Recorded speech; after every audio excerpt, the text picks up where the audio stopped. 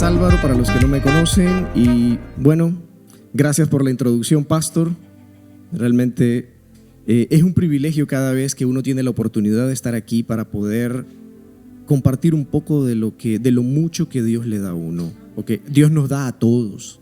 Realmente, desde el momento en el que nosotros despertamos en la mañana, es un motivo para dar gracias a Dios. ¿Cuántos miles o millones de personas no despertaron el día de hoy? Y sin embargo, nosotros estamos hoy aquí.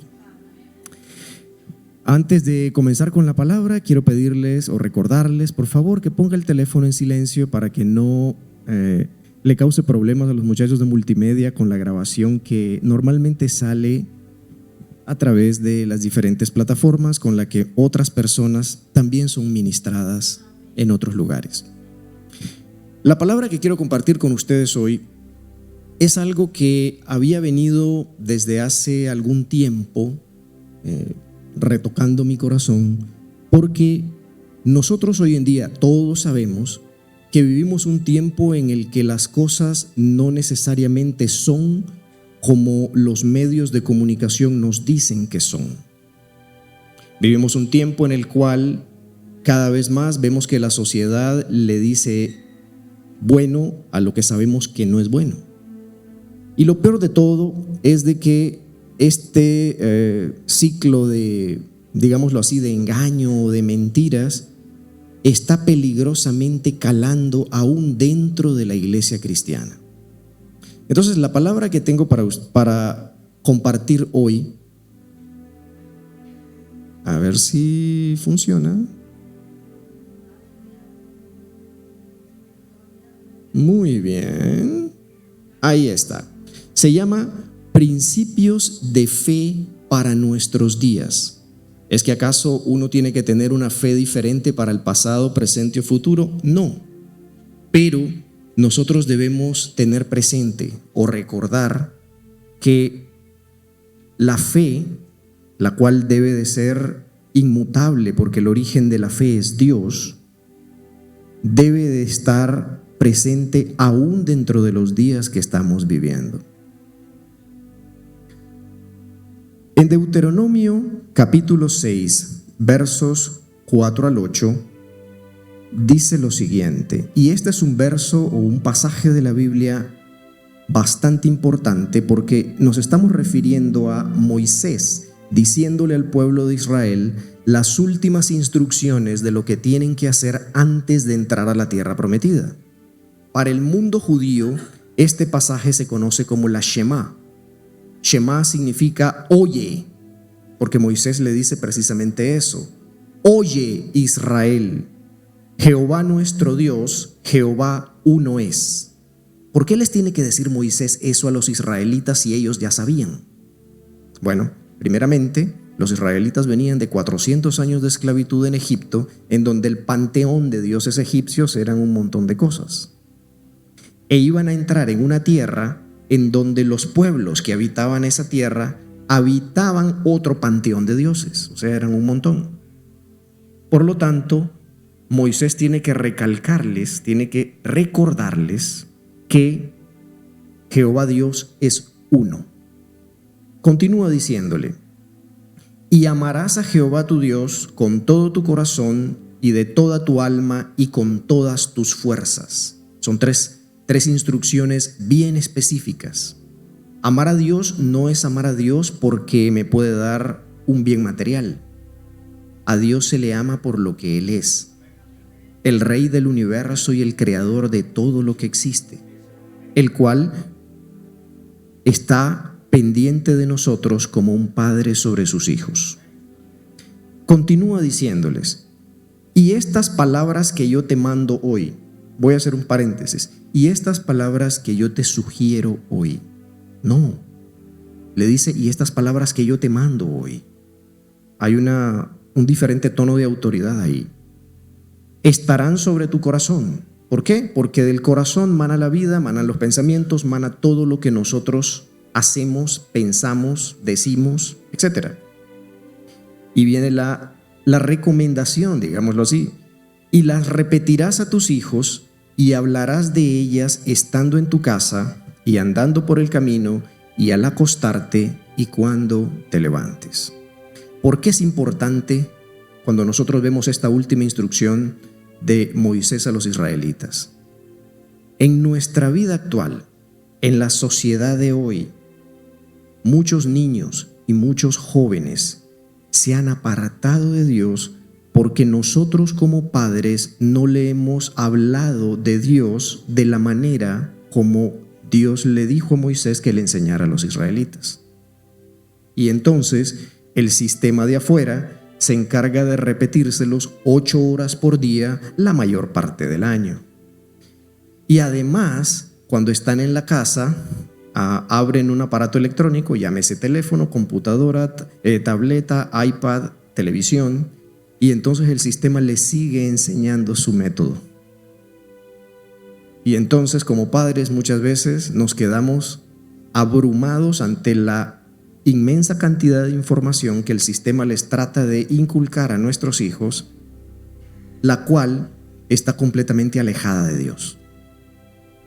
Continúo. Si vamos al libro de Juan, en el capítulo 14, versículo 23, Jesús le responde a un fariseo que quiso reunirse con él. Y Jesús le dice: el que me ama, mi palabra guardará, y mi Padre le amará, y vendremos a él y haremos morada con él. Entonces quiere decir de que realmente para que Dios habite con nosotros y en nosotros, nosotros tenemos que hacer algo. Sí, tenemos que guardar su palabra. En este contexto, guardar su palabra significa obedecer su palabra. Guardar no solamente es, bueno, aquí está, la voy a guardar aquí, voy a cerrar, le voy a poner llave y entonces la guardé. No, guardarla significa leerla, aprenderla y luego hacer todo lo que esté en mis manos y con la ayuda del Espíritu Santo para poder hacerla o para poder practicarla. Realmente la Biblia es un manual de vida que no es solamente para leerlo como historias bonitas, sino que es para aplicar los principios que ella nos enseña. Continuando entonces, voy a introducir el tema de la predicación de hoy. Como hablamos de los principios de fe. Paso a la siguiente slide. Tenemos un 37% de pastores en los Estados Unidos que tienen una óptica bíblica del mundo y de lo que está pasando. ¿Quién dice esto? Bueno, la Universidad Cristiana de Arizona en el año 2020 hizo una encuesta con más de 10,000 personas de diferentes denominaciones cristianas en los Estados Unidos. El estudio se llamaba The American Worldview Inventory. Y entonces, ¿qué es lo que ocurre con esto? Bueno, el resultado de esta encuesta nos dice de que el 37% de pastores, no del pueblo, pastores, ministros en Estados Unidos, tienen una óptica bíblica del mundo. Es decir, ellos creen 100% en lo que la Biblia dice. Sí, pero esto es el 37%. ¿Qué pasó con el 63% restante? Ahí está el problema. Que el 63% restante no tienen una óptica bíblica del mundo. Entonces, ¿qué es lo que le enseñan al pueblo? Algo diferente. Paso al siguiente punto. El mismo estudio dice que el 39% de los pastores en los Estados Unidos afirman que no existe una verdad moral absoluta. Es decir, que lo que está bien y lo que está mal no es una verdad absoluta, sino que es algo que cada individuo debe determinar por sí mismo, en base a sus experiencias, en base a sus estudios, en base a sus experiencias de vida. 39%. Afortunadamente, en este caso, estamos ganando en el sentido de que el porcentaje restante, es decir, el 61%, piensa de que la verdad absoluta o la moral está aquí. Gracias a Dios todavía. Pero significa que tenemos casi un 40% de ministros en este país que piensan lo contrario. Continúo. Dice también el estudio del Worldview Inventory que el 30% de los pastores no creen que la salvación se basa exclusivamente en el arrepentimiento y en aceptar a Jesús como Salvador. O sea, estamos hablando que todavía, gracias a Dios, un 70% de ministros en los Estados Unidos sí creen que la salvación es por medio del arrepentimiento y por aceptar a Jesús, el Hijo de Dios, el Mesías, que vino precisamente a traernos esa salvación. Pero hay un 30% que no, y eso es preocupante. Significa que el sistema del mundo ha penetrado tanto en la iglesia que tenemos un 30% de personas que ya no están enseñando una fe bíblica. También, otra de las cosas es de que el 51% de los adultos encuestados en este estudio, y aquí sí ya no solo son pastores, sino que son pastores y además miembros de las iglesias o discípulos de las iglesias, así como nosotros. El 51% de los encuestados dijeron que ellos viven de acuerdo a los principios bíblicos. Pero a medida de que se va desarrollando el estudio arroja de que solamente un 6% de los adultos cristianos en los Estados Unidos tienen una vida práctica acorde a lo que vamos a llamar las 7 piedras angulares de una vida bíblica, que comienzan con la oración y la lectura de la palabra. No sé si me están entendiendo. Es decir, tenemos un 94% de cristianos en los Estados Unidos que no oran ni leen la Biblia, pero son cristianos. ¿Será eso posible? Bueno, es lo que este estudio dice. ¿Puede equivocarse? Sí, todos los estudios tienen un margen de error. Apenas encuestaron a 10,000 personas y hay muchas más millones de habitantes en este país. Sin embargo, son datos que cuando uno los ve, impactan. ¿Por qué? Porque entonces estamos viendo de que cuál es el cristianismo que de verdad se está predicando. Y por esa razón es que esto nos lleva a entender de que hay 2 problemas que son los que el pueblo cristiano alrededor del mundo está enfrentando. El primero es el secularismo en las iglesias. Se calcula aproximadamente que el 88% de los cristianos se encuentran atrapados de alguna manera mentalmente o ideológicamente o mediante sus creencias en lo que se llama sincretismo religioso. ¿Qué cosa es el sincretismo religioso? Bueno, voy a explicar un poquito de historia. En el año 320 después de Jesús, o sea, estamos hablando 3 siglos y 20 años después de que Jesús fue crucificado, sepultado, resucitó, ya sus discípulos originales ya no estaban, ya el apóstol Pablo ya no estaba, es simplemente 320 años después, surge en el seno del Imperio Romano la organización religiosa de la Iglesia de Roma, y ellos, para poder quedar bien tanto con los cristianos, es decir, los seguidores del Mesías judío Jesús, y con la gente que vivía en Roma, que normalmente adoraban muchos dioses, ellos mezclaron tanto doctrina cristiana con doctrina pagana y la pusieron junta bajo el nombre de Jesús. Y entonces eso se llama sincretismo religioso.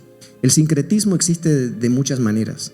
Una persona puede ser una persona realmente entregada, realmente que lea la Biblia, realmente que ore, pero si por ejemplo ha visto de que el aceite ungido puede sanar a alguien, pero pone su fe en el aceite ungido y no en el que unge y en el que sana, entonces está practicando el sincretismo religioso, porque entonces está usando el aceite como una especie de amuleto. Eso no se puede. Es decir, quien sana, quien restaura, quien liberta, quien salva, es Jesús, el Hijo de Dios.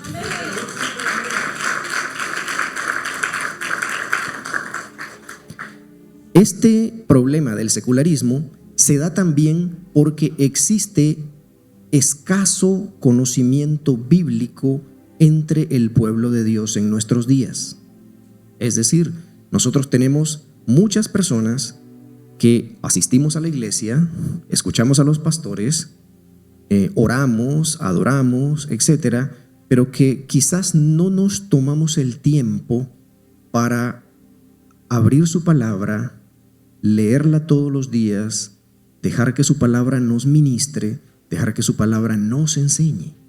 Y entonces, debido a ese escaso conocimiento bíblico de la gente, vienen personas que yo podría decir con no muy buenas intenciones, que sacan de contexto versos bíblicos y le dicen a la gente lo que la gente quiere oír, con la intención de obtener pactos, de obtener intercambios o trueques con Dios. Bueno, Dios no es un Dios de trueques, Dios es un Dios de honra y honra a los que le honran. Entonces, debido a esa misma situación, eso hace que muchas personas o que todas estas personas vayan yendo por diferentes caminos debido precisamente tanto al secularismo como a no estar empapados de lo que la palabra de Dios dice. Por esa razón, el estudio de su palabra no es algo opcional. Cuando nosotros estudiamos el curso de discipulado aquí en Sanando las Naciones, se enseña de que la lectura de la Biblia, la oración y el ayuno son principios básicos o principios espirituales básicos para todo cristiano que realmente quiera seguir y obedecer a Dios. Ahora quiero hablarles acerca de cuáles son los principios que nosotros debemos de seguir para poder estar realmente aferrados y realmente fundamentados en la palabra de Dios y en Dios como tal. Primero, debemos estar claros de que Dios es el Creador, el Dios omnipotente, el Dios omnisciente, el único justo y el verdadero santo. Dios es el que hizo todas las cosas que nosotros podemos ver, sentir, gustar y experimentar con nuestros sentidos. Pero hay mucho más. Dios creó todas las cosas que nuestros sentidos no pueden ver. Recuerden que en el jardín del Edén, Adán y Eva, cuando desobedecieron a Dios, perdieron la habilidad de poder verlo a Él cara a cara. Y eso significa que prácticamente se perdió una gran conexión que los humanos tenían al principio con Dios. Conexión que solamente se puede recuperar en nuestro tiempo cuando nosotros nos quebrantamos, nos arrepentimos, recibimos a su Hijo como nuestro Señor para que sea nuestro Salvador, vivimos una vida de acuerdo a su palabra y entonces cuando cerramos nuestros ojos, le adoramos y oramos, nuestro espíritu percibe su presencia. Entonces, entendiendo que Dios es el Rey del universo, el creador de todo lo que existe, nosotros no podemos estar buscando otras alternativas. Si nosotros realmente queremos recibir las promesas que Dios tiene en su palabra, nosotros debemos de enfocarnos en Él. Y esto en la Biblia dice así: cuando Jesús en su gloria se le aparece en una visión al apóstol Juan, estamos hablando de que Juan ya era avanzado de edad, estaba exiliado en una isla en el mar Egeo cerca de las costas de Grecia que se llama Patmos, que hoy en día es atractivo turístico. Él estaba preso en esa isla, no podía salir de ahí y había prácticamente llevado una vida de evangelista del conocimiento de Jesús a todos los pueblos de esa área. Para los romanos les era muy molesto, le habían hecho muchas cosas, pero al final habían decidido dejarlo en esa isla. En esa isla es donde él tiene la revelación de Jesús, de cómo serían los tiempos finales. Pero lo que es interesante de todo esto es de que cómo se le presenta a Jesús. Y en Apocalipsis capítulo 1 verso 8 dice lo siguiente, y este es Jesús hablando, este no es Juan escribiendo. Juan era prácticamente el escriba, quien está dictando el Apocalipsis es Jesús. Y entonces dice: yo soy el alfa y la omega, principio y fin, dice el Señor, el que es y que era y que ha de venir, el Todopoderoso. Es decir, cuando nosotros leemos este versículo con entendimiento, nos damos cuenta de que Jesús no es un Galileo al que crucificaron y quedó en el olvido. Es Dios. Es Dios que vino en la forma de un ser humano para pagar el precio de sangre que nos hubiera tocado pagar a nosotros, que no podíamos pagar, para poder tener la oportunidad de ser salvos. ¿Salvos de qué? La razón por la que se llama salvación es porque Dios tiene planes y los planes de Él son gloriosos, pero tienen dos opciones. Podemos pasar la eternidad con Él o podemos pasar la eternidad sin Él. Si la queremos pasar con Él, nosotros tenemos que ser hijos de Él. Y la única forma de ser hijos de Él, bueno, la Biblia nos dice de que a todos los que le recibieron les dio la potestad de ser hechos hijos de Dios. A los que creen en su nombre, estamos hablando de Jesús. Sin Él no hay.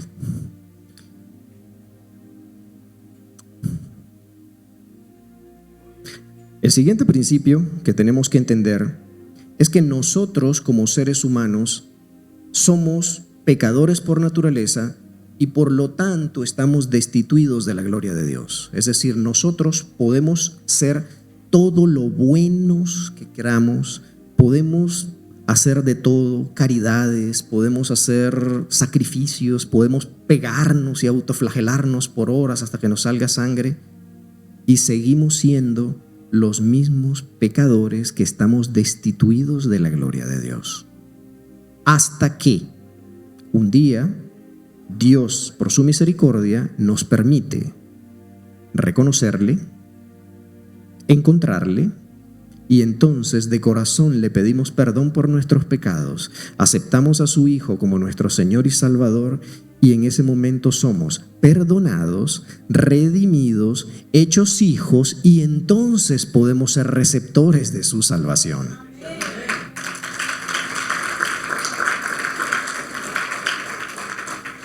Uno de los problemas que tenía esta gente en el siglo I, cuando Jesús caminó en la tierra, es de que el ambiente religioso en el que él se movía tenía la creencia de que si uno cumplía a cabalidad un conjunto de reglas y normas que, aclaro, no las había mandado Dios, las habían hecho ellos, entonces la gente podía ser redimida y alcanzar la salvación para estar con Dios.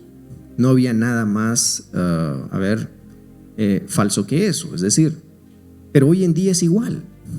Las religiones, hay más de 2.500 religiones en el mundo, en el planeta Tierra hoy. La mayoría de ellas enseñan de que si tú cumples esto, entonces vas a ser salvo.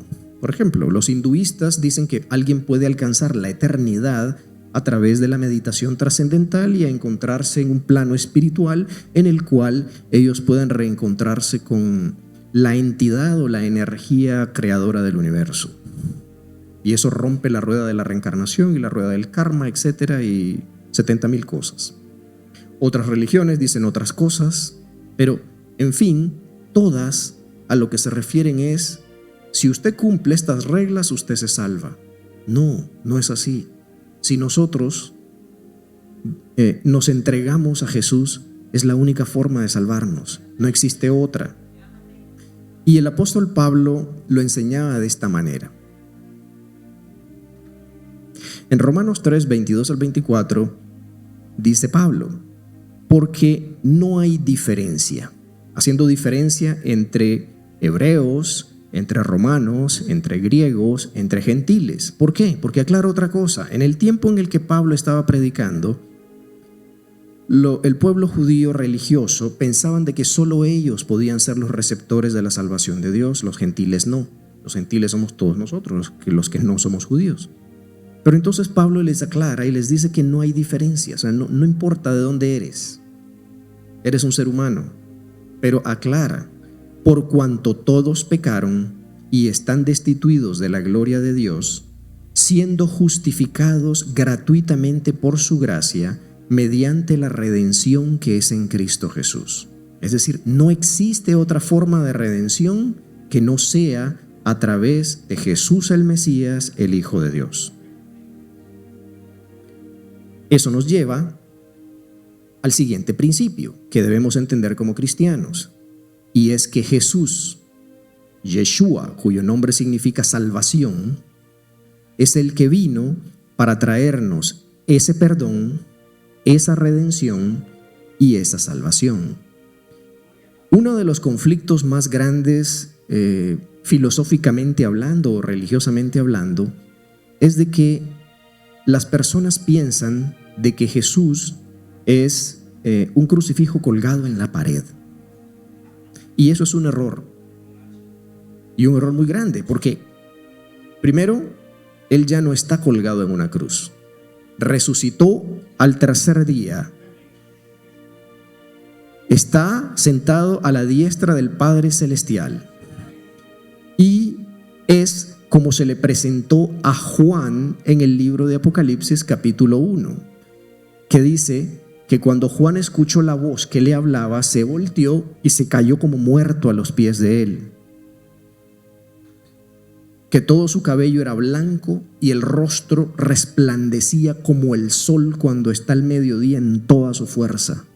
Su voz era como el estruendo de muchas aguas, dice la Reina Valera. ¿Usted ha estado alguna vez en algún lugar parado cerca de una catarata? Si usted se para al lado o está cerca de donde hay una caída de agua muy grande, usted escucha un estruendo, pero que impresiona.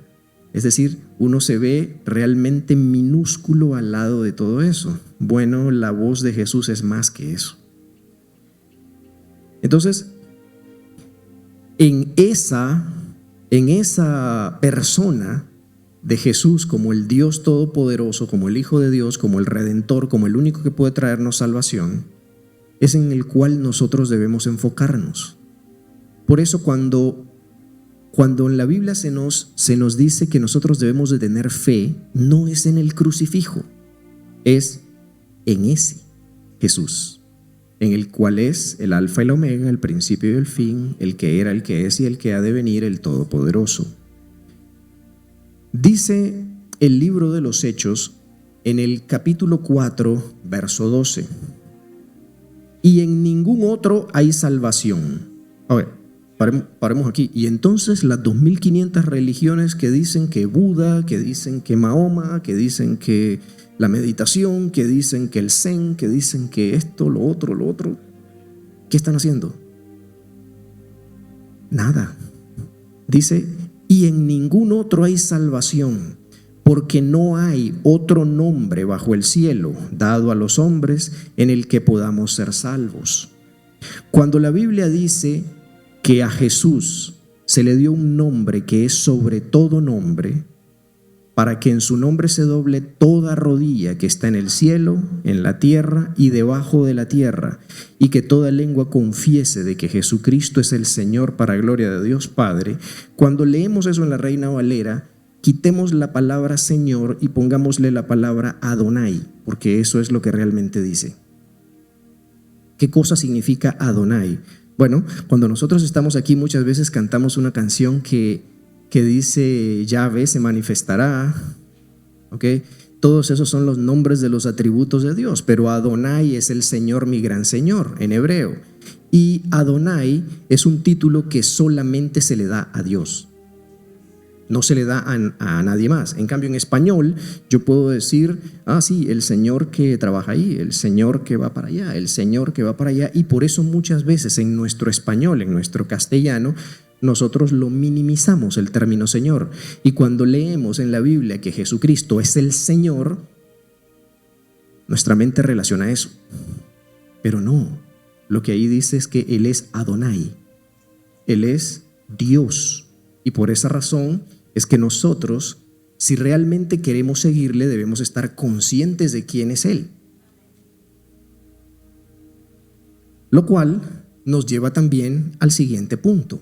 Acuérdense, cada uno de estos puntos son principios que debemos establecer en nuestra vida como verdades bíblicas, para no permitir que otras doctrinas u otros sistemas vengan a decirnos otra cosa, y que seamos también nosotros capaces de poder enseñarle estas cosas a nuestros hijos y a nuestros nietos. Dice un proverbio, no es de la Biblia, pero dice que cuando tú siembras en tu hijo la palabra de Dios, realmente estás impactando hasta la generación de tus nietos, porque entonces tus hijos le van a enseñar la palabra de Dios a los hijos de ellos. Bien, el siguiente punto es entender que la Biblia es la palabra de Dios y que la relevancia de la misma no caduca. Los principios de la Biblia son eternos.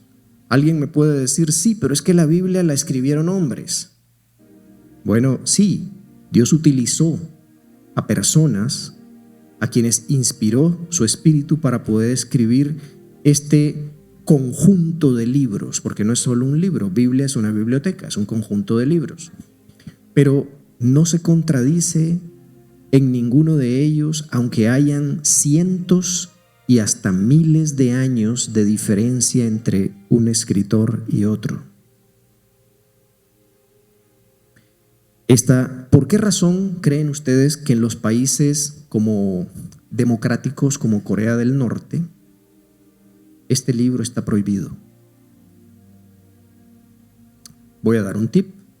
Está prohibido porque el Estado de ese gobierno, y así hay muchos otros, pero el Estado de ese gobierno sabe perfectamente que si la gente tiene acceso a leer la palabra de Dios, esta palabra tiene el poder de transformar el corazón de las personas y hacer que las personas se vuelvan a Dios. Y como esos gobiernos quieren ser ellos los dioses, entonces por esa razón lo prohíben y por esa razón persiguen, matan y castigan a las personas que son cristianos en esos países. O sea que no es una casualidad, no. La Biblia tiene el poder de transformar vidas porque es la palabra de Dios. Y Dios hizo el universo entero a través de su palabra. Cuando Dios dijo, hágase la luz, y fue la luz. ¿Cuál luz? ¿El sol? No, el sol, la luna y las estrellas las hizo el cuarto día.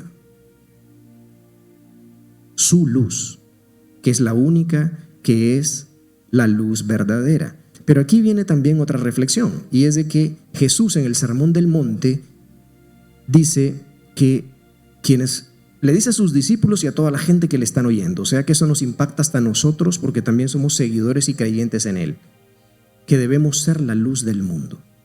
La luz verdadera es Él, pero prácticamente somos portadores de ese conocimiento y de esa luz que es Él, y entonces debemos alumbrar a los que todavía están en oscuridad.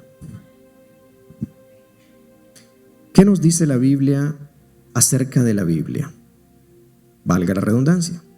En Romanos 16, verso 26 dice, pero que ha sido manifestado ahora, y que por las escrituras de los profetas, según el mandamiento del Dios eterno, se ha dado a conocer a todas las gentes para que obedezcan a la fe.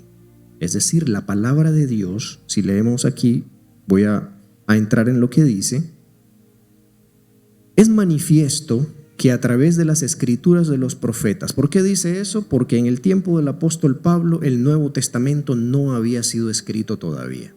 ¿Qué era lo que la gente leía como la palabra de Dios? El Antiguo Testamento, que en hebreo se llama Tanakh, en donde se encuentran los 5 primeros libros de Moisés que ellos denominan Torá. Torá, la Reina Valera lo traduce como ley, pero en realidad lo que Torá significa en el hebreo es enseñanza, es decir, Dios enseñándole a su pueblo cómo se debe portar. Ok, dice también en Salmos 119:9, con referencia a la palabra de Dios: ¿con qué limpiará el joven su camino? La pregunta es una pregunta retórica, es decir, ¿con qué voy a limpiar yo mi manera de vivir? Y dice luego, con guardar tu palabra. Y otra vez, guardar en la Biblia significa obedecerla. No es guardarla como el término de almacenar algo, no, es obedecerla. Y además dice, con todo mi corazón te he buscado, dice el salmista, no me dejes desviarme de tus mandamientos. Lo cual nos lleva a otra cosa. Si nosotros somos cristianos, tenemos que leer su palabra para poder saber cuál es la voluntad de Dios. Y si nosotros caminamos, es decir, vivimos nuestra vida conforme a la voluntad de Dios, entonces todas las 3.500 promesas que están en su palabra también son para nosotros. Y entonces es ahí donde muchas veces nos confundimos y pensamos que leer la Biblia es como leer un libro de historia. Y pensamos que guardar su palabra es entrar al comedor de mi casa, abrir el Salmo 91, me voy y no, yo estoy bendecido por Dios porque tengo la Biblia abierta en el Salmo 91. ¿En serio? La misma palabra de Dios dice de que su palabra, para que en realidad valga en el punto de que Dios reconozca de que nosotros la estamos guardando, debe de estar grabada, pero debe estar grabada en nuestra mente y en nuestro corazón. ¿Cómo podemos lograrlo? Leyéndola. Esto nos lleva al siguiente principio. Y el siguiente principio tiene esta palabra: éxito. La mayoría de la gente en el día de hoy paga dinero por ir a conferencias en donde le van a decir cómo tener éxito. Las hay por todos lados y hoy en día con las aplicaciones digitales como Zoom, usted también se puede suscribir en Zoom y tomar conferencias acerca de cómo tener una vida exitosa. ¿Cierto? Sí, claro que sí. Entonces, según Dios, según la Biblia, el éxito no se basa en acumular bienes materiales, no se basa en poder viajar por el mundo, aunque es algo muy bonito, no se basa en alcanzar sueños y metas personales, no se basa en vivir una vida afanada completamente que nos ocupe el 100% de nuestra existencia en esta tierra, sino que el éxito de una persona o el éxito de todos los seres humanos está basado en vivir una vida de obediencia a Dios.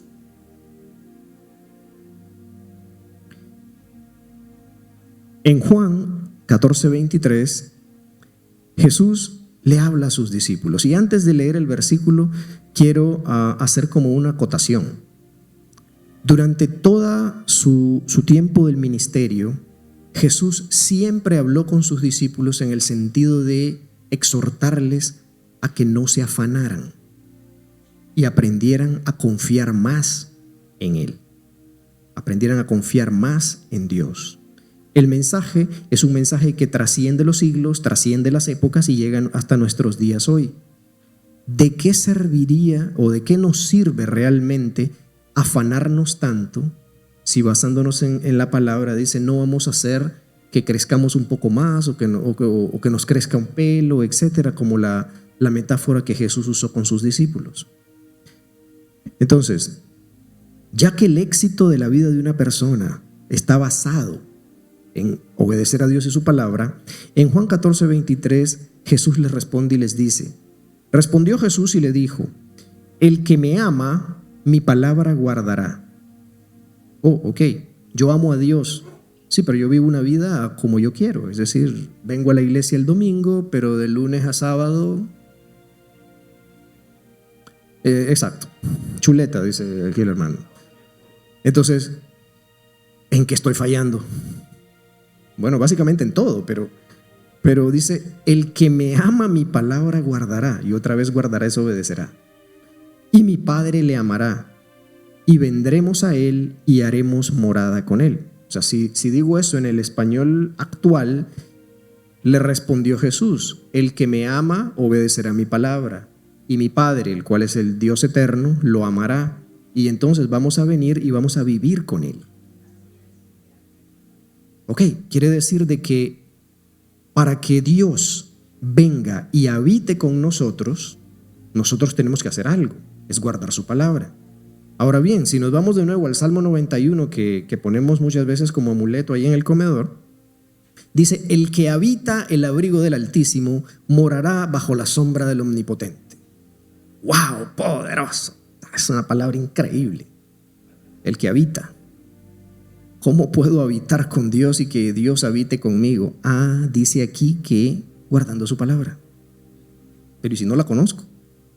Si no la leo, si enciendo, como dice el pastor Roberto, Telemundo y me quedo ahí hasta las 3 de la mañana,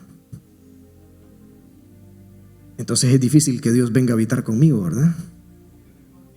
Entonces, precisamente la no aplicación de este principio es lo que ha llevado a que un porcentaje tan alto de cristianos realmente no vivan el día de hoy en la fe bíblica, como decía el estudio que vimos en la introducción. También, refiriéndonos a eso, dice Proverbios 3:1, Hijo mío, no te olvides de mi ley, y tu corazón guarde mis mandamientos. Otra vez, Dios diciendo, no te olvides de mi Torá, de mi enseñanza, y tu corazón guarde mis mandamientos. Porque, y aquí viene la consecuencia de guardar los mandamientos de Dios, es decir, de obedecer lo que Dios dice. Largura de días y años de vida y paz te aumentarán. Es una promesa. Es decir, Dios nos promete que tendremos una vida larga en paz, que hoy en día vivir en paz es una cosa difícil, ¿no? Con tanta recesión económica, enfermedades, el tráfico, 70,000 problemas. Voy a hacer un paréntesis aquí. La semana pasada se reunieron en la ciudad de Davos, Suiza, la élite del Foro Económico Mundial. ¡Wow! Dijeron de que el planeta Tierra está enfrentando una multicrisis. Multicrisis. Es decir, hay tantos problemas que no se le haya solución por ningún lado. Por cierto, la solución de ellos no se las recomiendo a nadie. Pero entonces, ¿qué es lo que dice Dios? Que si nosotros guardamos sus mandamientos, si nosotros guardamos su palabra, no solamente vamos a vivir muchos años, sino que los vamos a poder vivir en paz. Y esa paz es el shalom de Dios. También dice, nunca se aparten de ti la misericordia y la verdad. Hay una pequeña condición ahí. Nunca nos apartemos de mostrar misericordia y de vivir en la verdad. Lo cual nos lleva al siguiente punto. Y este punto es un poquito conflictivo, o digamos así, controversial. ¿Qué es la verdad? Hoy en día existen, no sé, creo que diciendo un número, miles de verdades, porque cada persona cree tener la verdad a su modo. Incluso organizaciones con mucha influencia en el mundo también promueven sus verdades. Pero, en realidad, ¿qué es la verdad? La verdad es un concepto de la filosofía griega, o maybe de Emmanuel Kant, o maybe alguno de los filósofos contemporáneos que nos puede decir qué cosa es la verdad. Bueno, en la palabra de Dios nosotros encontramos una respuesta a qué es la verdad. Más bien dicho, ¿quién es la verdad? Jesús le dijo, yo soy el camino y la verdad y la vida. Nadie viene al Padre sino por mí.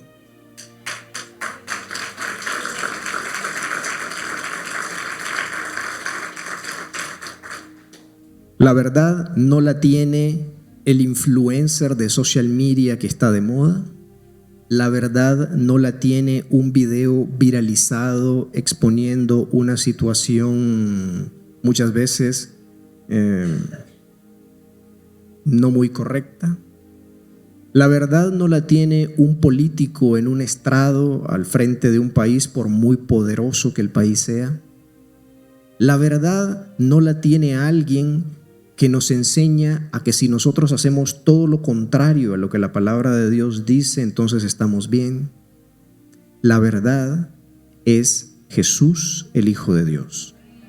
Y si nosotros creemos en la verdad, entonces vamos realmente a caer en cuenta de que lo que está en su palabra es lo que nosotros tenemos que aprender a vivir y a pedirle a su Santo Espíritu que nos dé la fortaleza para poder vivirlo, porque tengo noticias, no es fácil. En mis propias fuerzas humanas no puedo. En mis propias fuerzas humanas me voy a caer, voy a tropezar, pero Él está listo, extendiendo su mano para levantarnos. Y eso es lo que tenemos que tener presente siempre. Lo cual nos lleva al siguiente punto. Ya hemos aprendido acerca de quién es Dios, cuál es la verdad, cuál es el poder y lo que hay detrás de la palabra de Dios, qué es el éxito en la vida. Pero bueno, todo esto nos lleva a una condición, a la condición de encontrar cuál es el propósito por el cual nosotros estamos en esta tierra.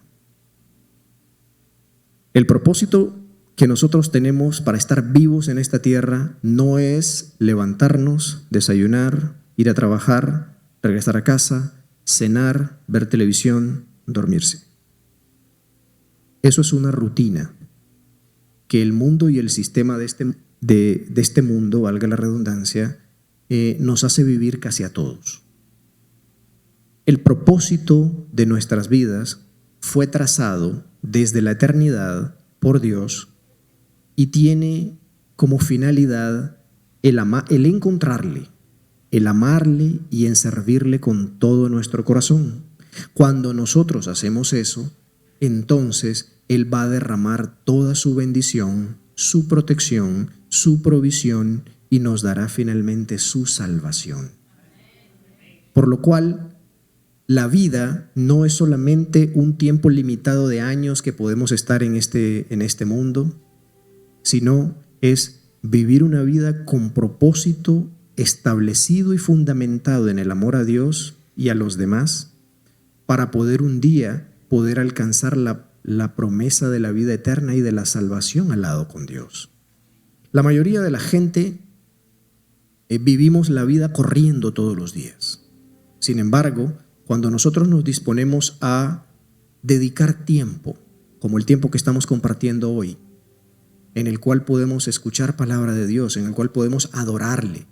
Y les pido algo, please, gente, no subestimen la adoración. La adoración tiene un gran poder, no solamente nos conecta con Dios, sino que a través de la adoración Dios nos manifiesta lo que quiere manifestarnos a nuestras vidas. La oración tampoco es algo que podemos dejar de lado. La oración es la comunicación con Dios. ¿Y qué tipo de relación o comunicación quiere tener Dios con nosotros? Un tipo de relación o comunicación que pueda intimar con nosotros. Pero para eso nosotros tenemos que buscarle. Dios dice que Él es galardonador de aquellos que lo buscan. Es decir, premia a aquellos que lo buscan. Entonces, desde acá yo quiero invitar a todos, inclusive a mí, a que lo busquemos todos los días. A que lo busquemos todos los días en oración. Como dice la Shema, como dice Deuteronomio, cuando nos levantamos, cuando nos acostamos y cuando le dedicamos un tiempo para poder adorarlo, para poder aprender de lo que Él dice y para poder comunicarnos con Él. Esa es la manera y esa es la forma que se nos dio para que podamos cruzar ese puente que se rompió en el jardín del Edén. Y es quizás una de las prácticas que muchos cristianos alrededor del mundo están olvidando. No digamos la gente que ni siquiera conoce acerca de esto y a quienes todavía nosotros tenemos la responsabilidad de llevarles este conocimiento. Una de las cosas que me alegra mucho es que ver que nuestra iglesia, Sanando las Naciones, no solamente muestra la misericordia a millones ya de personas, sino que además es muy grato ver cómo cada domingo nuevas personas están ingresando por esa puerta, escuchando la palabra que Dios tiene para ellos, la cual finalmente les va a llevar a obtener las bendiciones de Dios. No porque ninguno de nosotros nos merezcamos nada, sino simplemente por la gracia infinita y la misericordia infinita de un Dios todopoderoso que nos ama. Y hablando del amor de Dios, Marcos 12:30 dice al respecto: y amarás al Señor tu Dios con todo tu corazón y con toda tu alma y con toda tu mente y con todas tus fuerzas. Este es el principal mandamiento. ¿Y quién dijo estas palabras? Se las dijo Jesús cuando los fariseos llegaron a decirle: y dinos tú cuáles son los 2 mandamientos más importantes de la Torá. Y este es el principal mandamiento, porque del amor a Dios se desprende todo lo demás. El apóstol Pablo hace una exhortación a la iglesia en Corinto, Grecia, en donde ellos estaban teniendo una situación en ese momento porque, como es costumbre, a las personas que predican la fe bíblica siempre les va a surgir un antagonista que va a tratar de ir contra ellos, porque el enemigo de Dios sabe que si la palabra de Dios fundamentada en la Biblia se predica, eso pone en peligro sus planes. Entonces Pablo les dice: por lo tanto, mis queridos hermanos, manténganse firmes. ¿Cómo? Firmes e inconmovibles, es decir, no se muevan ni para un lado ni para el otro, progresando siempre en la obra del Señor, conscientes de que su trabajo en el Señor no es en vano. Y estas mismas palabras yo quiero exhortarlas el día de hoy. Estar aquí ya es un gran paso de fe. Decidir discipularnos es otro paso de fe que nos ayuda a conocer la palabra de Dios. Decidir a servir es el siguiente paso que nos lleva a ser obreros de la obra más importante de toda la eternidad, que es el plan de salvación para toda la raza humana. Dios les bendiga.